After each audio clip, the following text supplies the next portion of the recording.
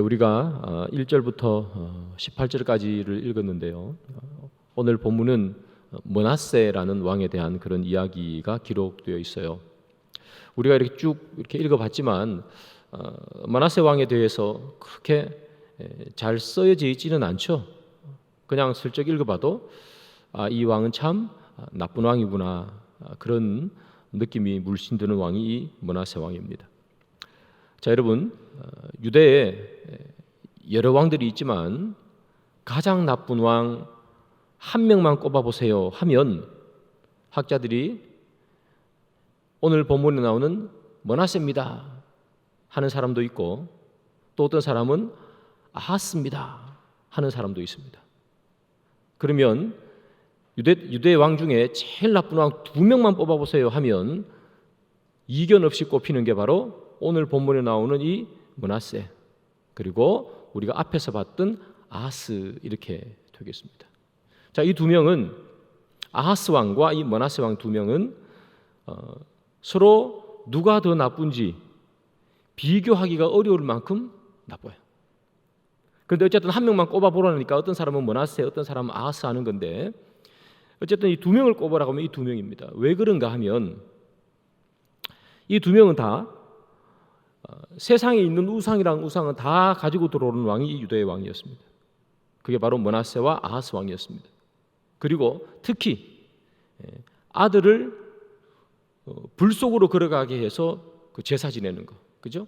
몰렉 신에게 제사 지내는 그 신입니다.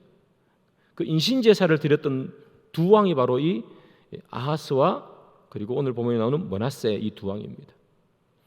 그래서 이 2 왕은 유대 역사상 제일 나쁜 왕 중에 2명 중에 다 들어간 한 명이다. 이게 오늘 므낫세 왕입니다. 자, 그런데 참 놀라운 게 있습니다. 제가 좀 전에 제일 나쁜 왕 2명을 꼽아라 그러면 한 명은 아하스, 한 명은 므낫세라 그랬잖아요. 자, 그런데 이 2 사람 다 누구랑 관련이 있는 사람인가 하면 히스기야랑 관련이 있어요. 여러분, 우리가 히스기야 하면 다윗 다음으로 위대한 왕이잖아요. 이 유대 역사상 제일 위대한 왕 누구야? 첫 번째 다윗. 그 다음에 우리 머릿속에 탁 떠오르는 사람이 히스기야입니다. 그만큼 히스기야는 위대한 왕이었는데 이 히스기야의 아버지가 누구냐 하면 아하스예요. 아들이 누구냐 하면 므낫세입니다. 자, 그러니까 제일 위대한 왕, 이 왕 사이에 샌드위치처럼, 그죠? 샌드위치 위에 빵처럼 이 히스기야의 아버지는 제일 나쁜 왕 중에 한 명인 아하스, 그의 아들은 제일 나쁜 왕 중에 또 한 명인 므낫세, 이렇게 되는 겁니다. 자, 그렇게 보면 참 희한한 게 어떻게 아하스 같은 사람에게서 히스기야 같은 왕이 나올 수 있을까? 그런 생각이 들다가도 또 드는 생각은 어떻게 히스기야 같은 왕에게서 므낫세 같은 인간이 나올 수도 있을까? 그래서 참 자녀들은 내 마음대로 할 수 없다 하는 이야기를 오늘 또 생각하게 되는데요. 오늘 본문에 이제 맞춰놓고 보면 왜 이렇게 훌륭한 왕인 히스기야 밑에 이 므낫세 같은 인간이 나올 수가 있느냐, 왕이 어떻게 도대체 그렇게 나올 수 있을까? 여러분, 므낫세가 태어났을 때 사람들이 참 많이 기대했을 거예요. 무엇을 기대하는가 하면 아버지가 워낙 훌륭하니까 이제 그의 아들도 아버지를 이어서 정말 나라를 잘 다스리고 위대한 왕이 될 거라고 그런 기대를 했을 텐데 완전 기대에서 벗어나는 그런 왕이 되는 것이죠. 자, 그렇다면 이 므낫세라는 사람은 그렇게 아버지가 훌륭한데 왜 우상을 섬기고 자녀를 그 불 속으로 그렇게 넣어서 제사를 드리는 그런 일을 하는 왕이 되었을까? 무엇 때문일까요? 무엇 때문일까? 자, 오늘 우리 성경을 보면요, 므낫세가 몇 살의 왕이 되는가 하면 12살의 왕이 됩니다. 12살의 왕이 돼요.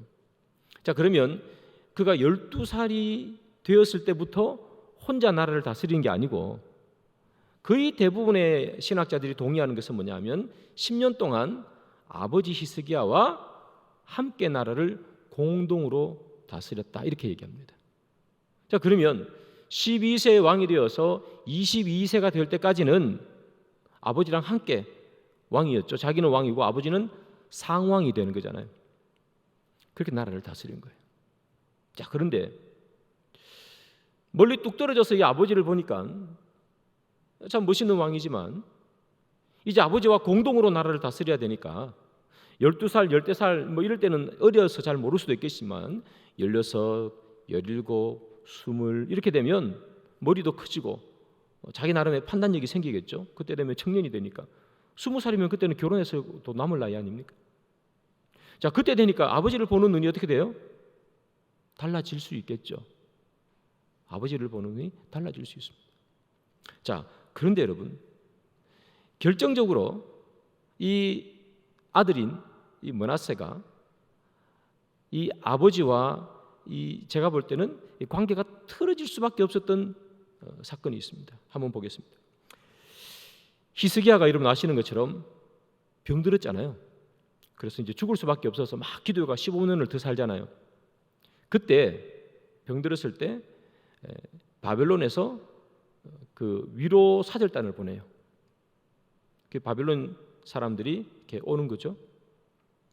그들이 온 이유는 이 히스기야의 병을 위로해 주기 위해서 온 건 아니고 사실은 그렇게 꾸몄을 뿐 이 유대라는 나라가 자기들과 이렇게 동맹할 만큼 힘이 있는가? 그래서 바벨론과 자기가 힘을 합쳐서 아시스루를 물리칠 수 있는 만큼 동맹을 맺을 만큼 힘이 있는가? 그거 염탐하러 보낸 건데 어쨌든 명목상으로는 아프니까 병문안 보낸 겁니다. 그랬더니 이 히스기야가 너무 기분이 좋은 거예요. 그래가지고 여기 아시는 것처럼 왕궁에 있는 창고 문 다 열어가지고 멋있는 거 다 보여줬어요. 그리고 군기고 예를 들어서 뭐 총 같은 거 넣는 요즘으로 치면 다 열어가지고 다 보여준 거예요. 히스기야가 그렇게 다 보여준 것 이유는 뭐냐면 이런 거죠. 우리 이만큼 강합니다 하는 그 이야기를 하는 겁니다. 우리 이만큼 강해요. 자, 이 히스기야가 그렇게 하다 보니까 하나님께서 생각하시기를 야 너희들 이 유대라는 나라는 나를 의지할 때 강하고 나를 떠날 때 약해지는 나라지 너희들이 금이 많으냐 은이 많으냐 아니면 너희들이 가지고 있는 무기가 강하냐 안 하냐고 너희들이 튼튼한 나라인가는 상관이 없어 그렇게 얘기하시잖아요. 그런데 이 히스기야가 막 창고문 다 열어주면서 우리 이만큼 강해요 그랬단 말이에요. 그래서 하나님께서 이사야를 통해서 말씀을 주세요. 그 말씀이 뭔지 봅시다. 열왕기하 20장 17, 18절 두 절입니다. 다 같이 읽습니다. 시작. 여호와의 말씀이 왕의 조상들이 오늘까지 쌓아두었던 것이 바벨론으로 옮김받고 하나도 남지 아니할 것이요 또 왕의 몸에서 날 아들 중에서 사로잡혀 바벨론 왕궁의 환관이 되리라 하셨나이다 하니 이 히스기야가 자기 힘을 과시한다고 바벨론 사람들에게 다 보여줬습니다. 그래서 하나님께서 히스기야에게 화를 내시는 거죠. 그러면서 뭐라고 얘기하시는가 하면 너 문 활짝 열어줘서 보이는 그 모든 보물들 바벨론으로 다 옮겨질 거야 이렇게 얘기한 거예요. 그 다음 18절 왕의 몸에서 날 아들 중에서 이렇게 되어 있죠. 왕의 몸에서 날 아들이니까 왕자가 아니겠습니까? 사로잡혀 바벨론 왕궁의 환관이 되리라 이렇게 얘기했단 말입니다. 자식도 잡혀가고 바벨론에게 나라의 보물도 다 뺏긴다 이런 얘기잖아요. 바벨론에 대한 멸망을 얘기를 하는 건데 나라 망한다는 이야기를 지금 한 겁니다. 하나님께서 이사야를 통해서. 여러분 그러면 여러분들이 이런 이야기를 들으면 어떻게 하셔야 됩니까? 회개해야 되잖아요. 하나님 잘못했습니다. 내가 오늘도 지금 내가 살아서 있습니다. 하나님께서 이 나라를 다스려 주셔야 우리나라가 강한데 지금도 내가 아직 믿음이 약해서 지금도 내가 내 속에 살아서 있습니다. 그래서 내가 우리나라 강한 거 이렇게 막 보여주고 막 그렇게 했습니다. 용서해 주십시오. 그렇게 해야 될 거 아니에요. 히스기야가 뭐라고 얘기하는가? 이 이사야의 심판에 대한 예언에 대해서 이사야의 반응입니다. 열왕기하 20장 19절 다 같이 읽습니다. 시작. 히스기야가 이사야에게 이르되 당신이 전한 바 여호와의 말씀이 선하니이다 하고 또 이르되 만일 내가 사는 날에 태평과 진실이 있을진데 어찌 선하지 아니하리요 이렇게 얘기했습니다. 자 저기 노란색 내가 사는 날에 태평과 진실이 있을지인데 어찌 선하지 아니하리요. 저 말이 무슨 말인가 하면요, 이런 말이에요. 내가 살아있을 때, 내가 왕으로 이 나라를 다스릴 때 그때 평안하면 됐지 뭐, 이런 얘기입니다. 무슨 말인지 아시겠죠? 아니 뭐 내가 살아있을 때 우리나라 평안하면 됐지 뭐, 내 죽고 난 다음에 어떻게 되거나 말거나, 바벨론에 나라가 팔려나가기나 말거나, 내 아들이 황관이 되어서 바벨론에 붙잡혀 가기나 말거나, 우리나라의 보물이 저 바벨론에게 다 넘겨지거나 말거나, 내가 살아있을 때, 내가 왕일 때 아무 일 없으면 괜찮아요 하는 말이 바로 저 말입니다. 여러분. 이게 히스기야의 반응이었어요. 여러분, 말이 될까 이게? 한 나라의 왕이지 않습니까? 어디 뭐 작은 마을에 그냥 대충 사는 그 사람이었으면 그런 말 할지도 모르겠지만 왕이잖아요. 왕이면 자기가 살고 있는 그 시대에도 나라를 튼튼하게 해야 되지만, 자기가 왕위에서 물러난 이후에도 나라를 더 튼튼하게 만들기 위해서 기초를 쌓고 준비하고, 혹여나 다른 나라에서 침입할까, 그것을 위해서 군사력도 튼튼히 하고 준비해야 되는 게 왕이잖아요. 그런데 오늘 본문에 나오는 이 히스기야는 뭐라고 얘기하는가 하면, 아이고 내 있을 때 왕이, 내가 왕일 때 뭐 괜찮으면 됐지 뭐, 내가 나중에 뭐 어떻게 되니까 내가 그것까지 왜 신경 써야 됩니까? 그 얘기를 지금 한 거예요. 거기다가 뭐라 그랬어요? 자녀가 바벨론에 붙잡혀서 환관이 될 것이라는 얘기잖아요. 여러분, 이 지금 히스기야의 이야기를 자녀들이 들었다고 생각해 보십시오. 므낫세가 뭐 듣지는 못했겠지만 들었다고 생각해 보십시오. 뭐라 그랬겠습니까? 아니 아버지, 지금 아들이 환관으로 끌려간다는데요, 그게 므낫세 자신이 될 수도 있잖아요. 아니 내가 지금 바벨론의 포로로 끌려간다는데, 아니 아버지면 아버지 때만 괜찮으면 됩니까? 이 얘기 했을 거 아니에요. 지금 히스기야의 상태라는 얘기입니다. 여러분, 히스기야가 이것을 보면 얼마나 이기적인지 알 수 있습니다. 나라가 끌려가건 말건, 나라가 망하건 말건, 내 때만 괜찮으면 괜찮아 하는 거예요. 이 모습 속에서 우리는 히스기야의 무슨 모습을 보는가 하면 두 모습을 보는 겁니다. 사람들이 볼 때는 어떤 모습이에요? 너무나 위대한 왕. 그러나 히스기야의 내면은 뭐죠? 내 있을 때만 괜찮으면 되지 뭐 하는 그런 이야기예요. 백성이 끌려가건 말건, 백성이 고초를 당하건 말건, 이 히스기야의 두 모습이 히스기야의 모습입니다. 여러분 아시는 것처럼 히스기야가 병이 들어서 많이 아플 때 막 기도하잖아요. 그 이사야가 뭐라고 얘기했는가 하면 15년 더 살 거야 이렇게 얘기했죠. 그럼 우리가 아는 히스기야는 어떻게 해야 되는가 하면 하나님 감사합니다 이렇게 해야 되잖아요. 근데 히스기야는 뭐라 그래요? 나에게 징표를 보여주십시오 그렇게 얘기하죠. 해가 10도가 뭐 앞으로 가고 뒤로 가고, 마치 누구를 보는 것 같은가 하면 기드온 보는 것 같지 않습니까? 이 히스기야의 모습을 잠시 가만히 들여다보면 히스기야는 산당도 없애고 우상도 철폐하고 위대한 왕은 맞습니다만, 그러나 히스기야에게는 두 모습이 있는 거예요. 자기 있을 때 잘 되면 그만이라는 그 마음이죠. 백성들을 아끼는 것 같았는데 다 붙잡혀 간다니까 신경 안 쓰잖아요. 이 모습들이 이 공동으로 통치하는 므낫세와 히스기야가 공동으로 통치하는 이 10년 안에 가까이에서 아버지를 보면서 아버지의 진심과 아버지의 두 얼굴을 보게 되는 것이죠. 여러분, 이 므낫세가 점점 12살에서 점점 커져가면서 나이가 먹어가면서 자기 나름의 나라를 다스리는 생각들이 있을 거 아니에요. 19, 20, 21 충분히 나라를 다스릴 수 있는 나이죠. 그때는. 근데 아버지는 뭐예요? 그런 모습을 보여주지 않아요. 미래가 없고 비전도 없고. 여러분 아시는 것처럼 히스기야는 15년을 생명을 연장을 받았습니다. 그 말은 무슨 말인가 하면 15년 뒤에 죽는다는 얘기잖아요.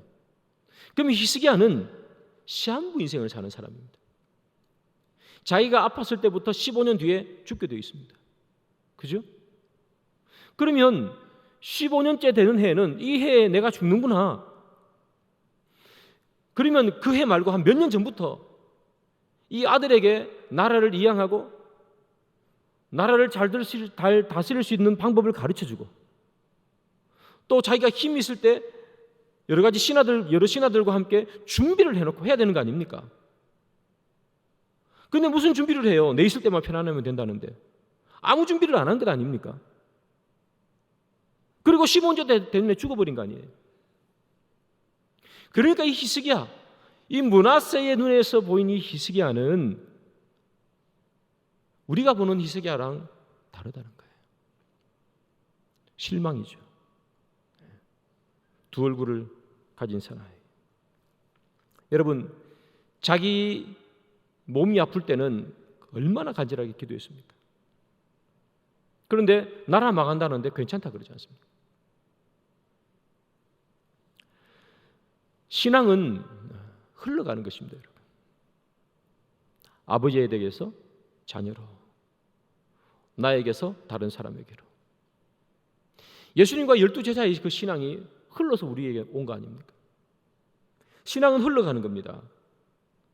그런데 이 아버지의 이 모습을 보고 므낫세가 아버지를 존경하겠습니까? 그과 진짜 마음이 완전 다른 모습을 보고 사람들은 칭송하지만 이 므낫세는 아는 거예요. 아버지의 진심이 백성에게 있지 않다는 걸요. 사랑하는 여러분, 참 믿음 정말 좋은 가정에, 정말 헌신하는 가정의 자녀들이 의외로 신앙생활을 하지 않는 자녀들이 있습니다. 목사님의 가정에 신앙생활을 하지 않는 자녀들이 참 많습니다, 사실. 왜 그럴까 생각해 봅니다. 왜 그럴까? 엄마 아빠는 그렇게 믿음이 좋고 엄마 아빠는 하물며 목사님이라 늘 기도하는데 왜 자녀들은 신앙생활을 하지 않을까? 엄마는 늘 기도하러 가지 않았습니까? 교회 봉사하러 가고 아빠 늘 교회에 일이 있어서 가고 자녀를 돌보지 않습니다.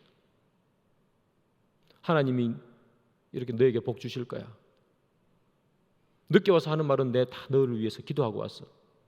그 말을 자녀들이 여러분 수긍을 하겠습니까?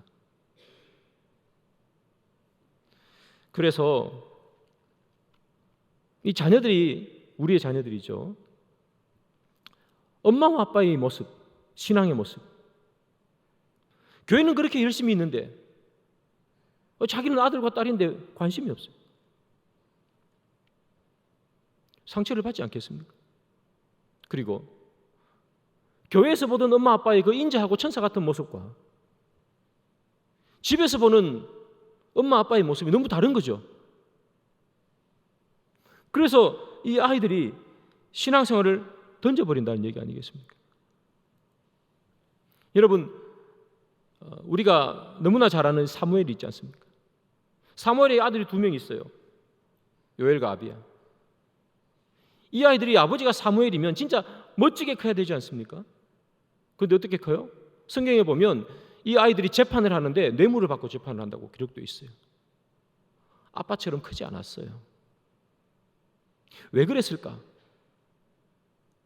이 사무엘이 그가 해야 되는 선지자의 사역을 너무너무나 열심히 했습니다. 가정을 돌보지 않았겠죠. 제대로 안 가르쳤겠죠. 여러분 아시는 것처럼 엘리 제사장, 엘리 제사장 자체가 엄청 본받을 만한 위대한 제사장은 아니지만 그래도 한 나라의 대제사장이지 않습니까? 근데 그 아들이 누구예요? 홈리와 비나스 아닙니까? 여러분 아는 것처럼 간음부터 시작해서 하나님 앞에 드려진 재물을 자기들이 마음대로 가져가고 마음대로 먹고. 왜 이런 일이 벌어지는가? 가정에서 자녀들을 믿음으로 키우지 못했기 때문 아닐까? 그래서 사랑하는 여러분, 우리가 이런 질문을 한번 던져야 됩니다. 가정과 교회 어떤 게 더 우선일까? 여러분, 어떤 게 더 우선이어야 될 것 같습니까? 가정이 우선이어야 될 것 같습니까? 교회가 우선이어야 될 것 같습니까? 둘 다 중요하죠, 사실. 그런데 가정이 더 우선입니다. 여러분, 기억하십시오. 기억하셔야 됩니다.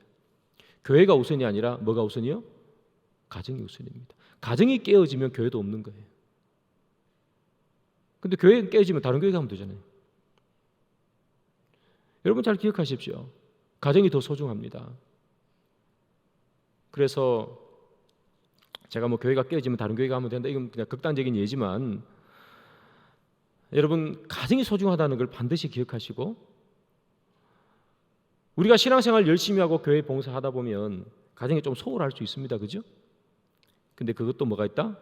한계가 있는 거예요. 그걸 넘어가면 안 되는 거예요.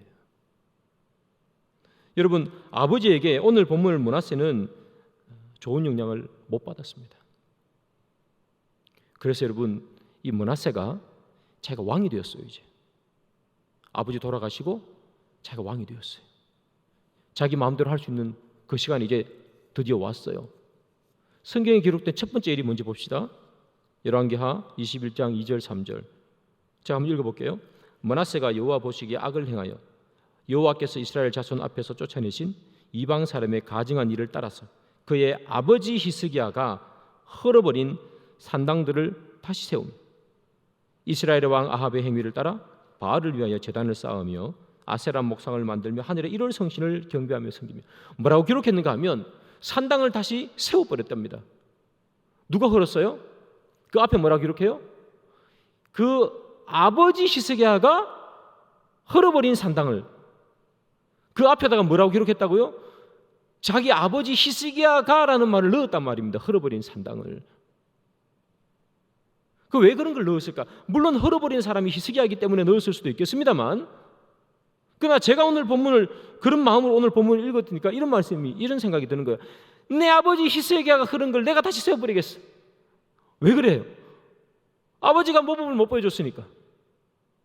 우상도 막 없애고 사람들한테 칭송받고 이야 대단해, 믿음 좋아 그랬는데 집에 들어오니까 두 얼굴에 사나이 헐크예요. 엉망이에요. 나 아버지 한 거 인정 못해. 아버지가 세운 헐어버린 그 산당을 다시 세워버린 거 아니겠습니까?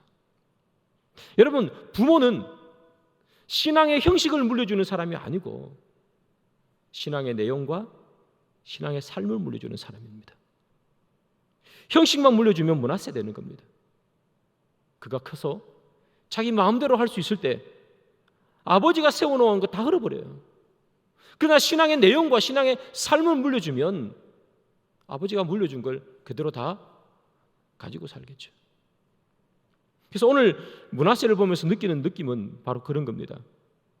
히스기야가 참 위대했지만 가정을 조금만 더 보살폈더라면, 므낫세를 좀 더 안아줬더라면, 므낫세에게 하나님의 말씀을 더 잘 교육시키고 가르쳤더라면 내 다음 세대는 절대로 우상을 섬기면 안 되고 그들은 하나님을 섬겨야만 하고, 내 다음 세대는 나보다 더 좋은 시대를 살아가야 해라고 그가 마음에 품고 15년밖에 못 살기 때문에 미리미리 준비하고 미리미리 계획했더라면 이런 므낫세가 안 태어났을 것 같아요. 그런데 이제 15년 남았네. 15년밖에 안 남았으니까 이 짧은 15년 내 인생 살아갈 때 아무 일만 없으면 좋겠다. 그렇게 살았더니 므낫세가 이렇게 된 것 아니겠습니까? 사랑하는 여러분, 저도 뭐 부모지만 저도 또 우리 애들한테 뭐 잘하는 것 이렇게 생각해 보면 별로 없는 것 같습니다만, 우리 모두가 자녀들에게 믿음의 형식을 물려주는 게 아니라 야 너 주일날 교회 가야 돼? 안 가? 이걸로 끝내는 것이 아니라 믿음의 내용과 또 믿음의 삶을 물려주기를 바랍니다. 그때 우리 자녀들이 그것을 받고 이어가는 것이겠죠. 자, 므낫세가 아버지가 걸었던 신앙의 길을 걷지 않습니다. 오만 잡다한 우상은 다 섬깁니다. 열왕기 저자는 그래서 이 므낫세의 죄악을 몇 가지로 정리하는가 하면 7가지로 딱 정리합니다. 오늘 본문에 보면. 그래서 어떤 신학자는 이렇게 얘기해요. 7이라는 숫자는 완전수인데 므낫세의 죄악을 7가지로 정리한 걸 보니까 이 열왕기 쓰는 사람이 그냥 7가지로 정리한 게 아니고 이 므낫세가 진짜 나쁜 왕이다. 이렇게 나쁜 왕, 더 이상 나쁜 수가 없는 왕이구나라는 것을 표현하기 위해서 7가지로 정리한 것 같다라고 말하는 신학자도 있습니다.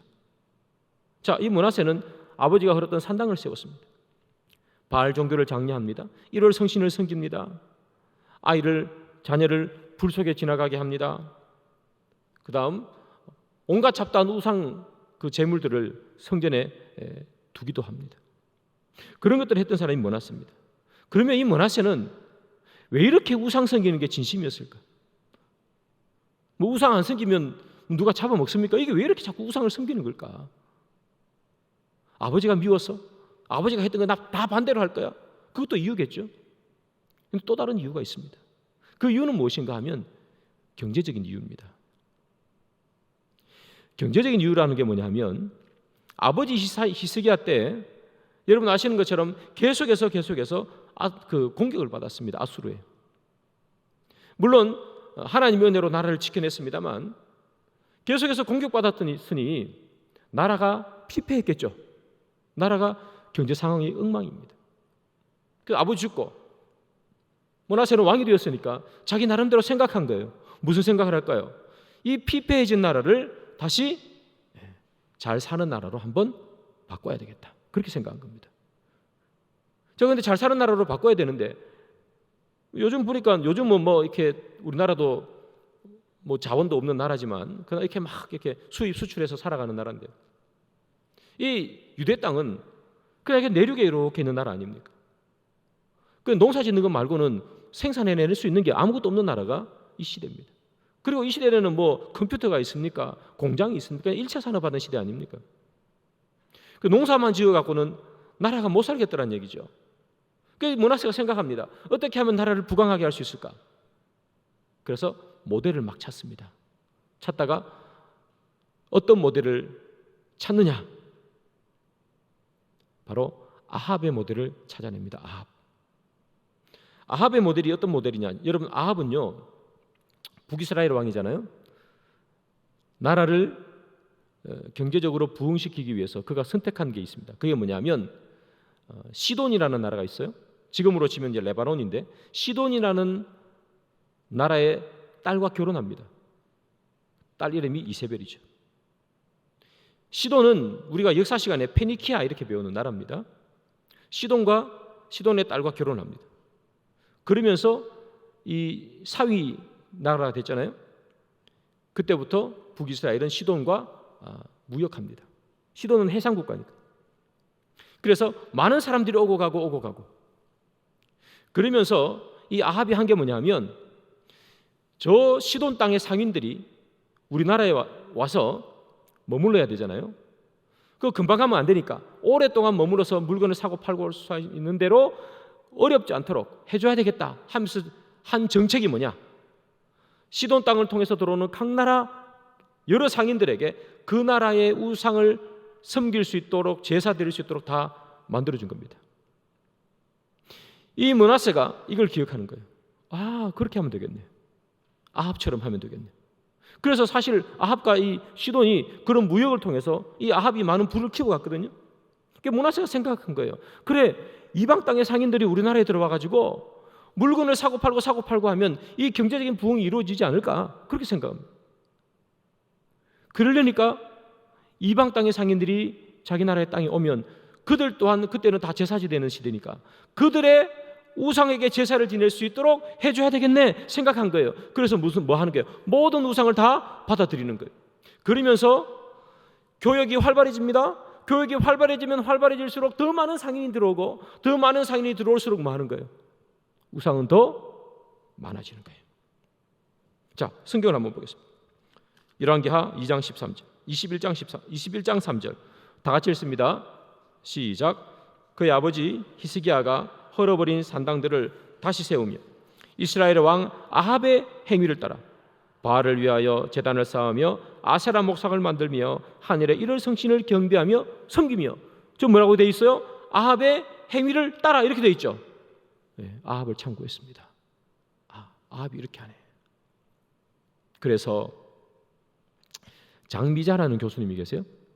이 교수님이 쓴 열왕기하 주석에 이렇게 기록해요. 므낫세는 유다의 경제를 살리기 위해서 이방 상인들을 장기적으로 체류하게 합니다. 그리고 그들의 신을 섬길 수 있도록 제반 시설을 모두 허용합니다.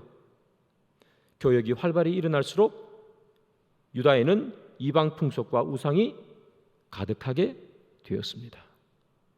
이렇게 된 거예요. 여러분, 므낫세는 나라를 잘 다스리기 위해서, 나라를 부강하기 위해서, 피폐했던 나라를 다시 세우기 위해서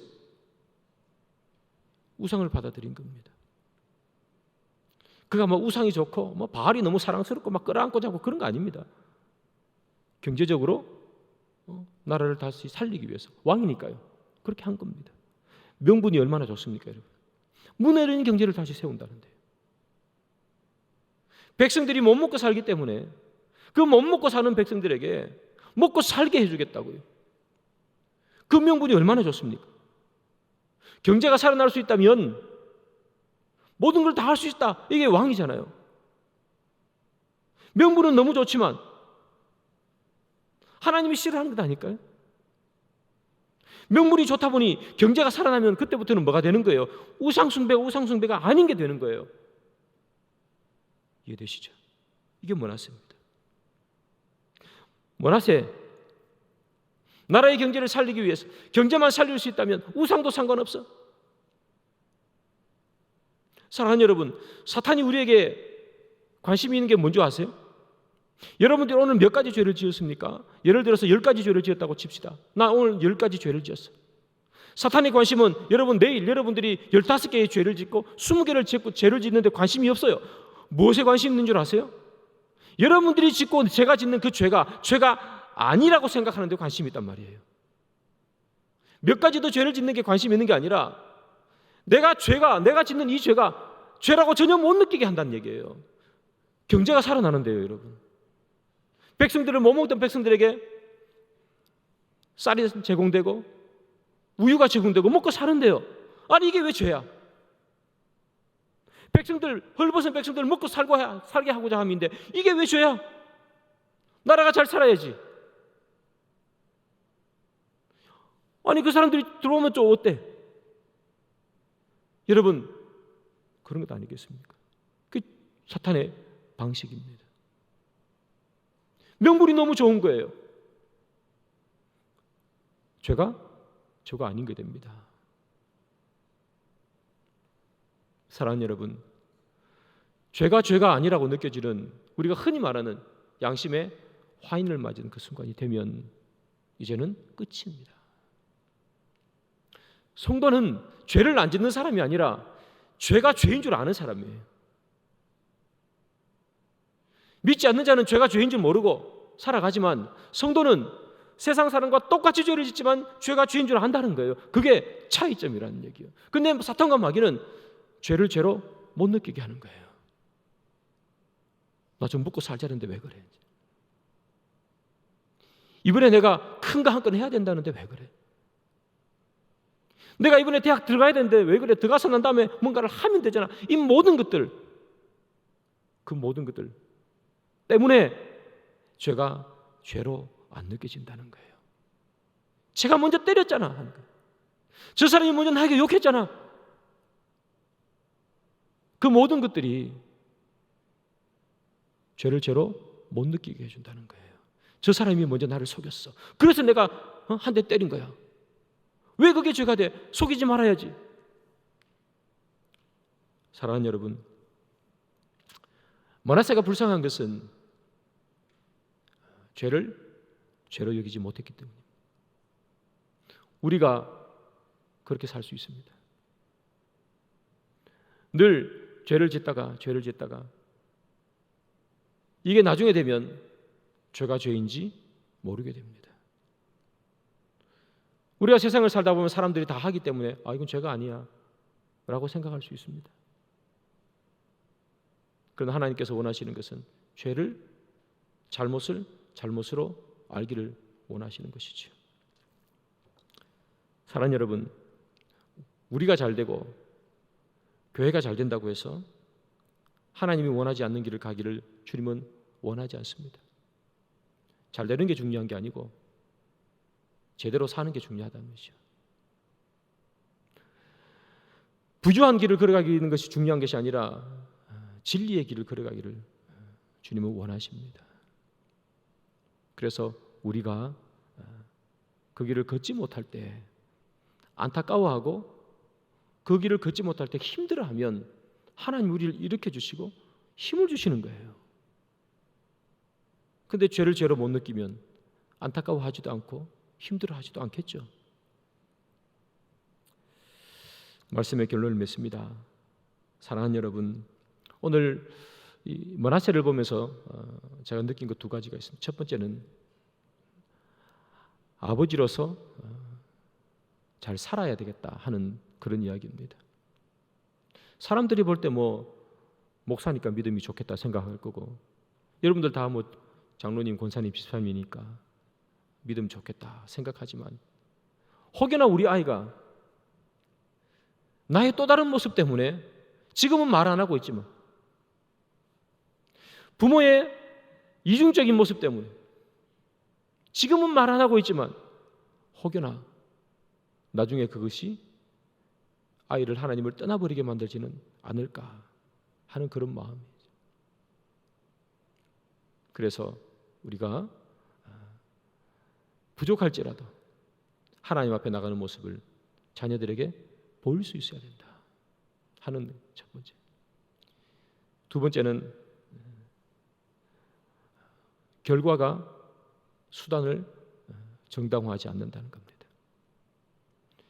잘 산다고 모든 것이 다 올바른 것은 아니다는 거예요. 내가 잘 됐다고 해서 그 모든 것이 다 용서되지는 않는다는 겁니다. 그래서 사랑하는 여러분, 정말 우리가 성도이기 때문에 우리의 믿음을 자녀들에게 잘 물려주고, 그리고 우리가 잘못을 잘못인 줄 알고 그렇게 늘 우리를 반성하고 바라보며 살아가는 그런 저와 여러분들, 주의 백성들 되기를 주님의 이름으로 축복합니다.